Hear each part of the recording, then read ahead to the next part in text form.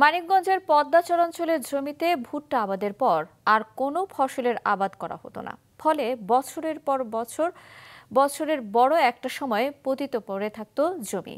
এবার স্থানীয় জাতের আউশ ধানের আবাদ করা হয়েছে। কম খরচে ভালো ফলন পেয়ে খুশি চাষিরা। মানিকগঞ্জের প্রতিনিধি গাজী ওয়াজেদ আলমের পাঠানো তথ্য এবং ছবিতে ডেস্ক রিপোর্ট। নিজের ৮ বিঘা জমিতে স্থানীয় পরাঙ্গী জাতের আউশ ধান রোপণ করেন মানিকগঞ্জের হরিরাপুরের লেসরাগঞ্জ চরের রমিজউদ্দিন। গত ১০ বছর ধরে এই জমিতে বছরে একবার ভুট্টা রোপণ করলেও বাকি সময় পড়ে থাকত পতিত। এবার আউশের আবাদ করে বিঘা প্রতি ১৬ থেকে ২০ মণ করে ধান পেয়েছেন তিনি। ধান আবাদে বিঘা প্রতি খরচ হয়েছে ৭ থেকে ৮ হাজার টাকা। উৎপাদনে সময়ও লেগেছে কম। না, আমরা অন্য বুনি নেই, বুই পতিত পড়ে থাকছে, বুইটা উঠিয়ে রয়ে গেছি, পতিত থাকছে। এইবারে সবাই চাপে করে বুই নে, আল্লাহ খুব সুন্দর দাম দিছে। চরাঞ্চলে লুৎফর রহমানও ৪ বিঘা জমিতে আউশের আবাদ করে ভালো ফলন পেয়েছেন।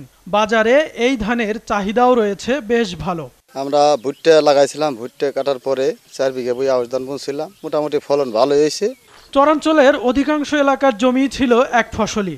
কাজ না থাকায় বছরের এই সময়টাতে বেকার হয়ে পড়ত শ্রমিকরা। এখন কাজ পেয়ে খুশি তারা।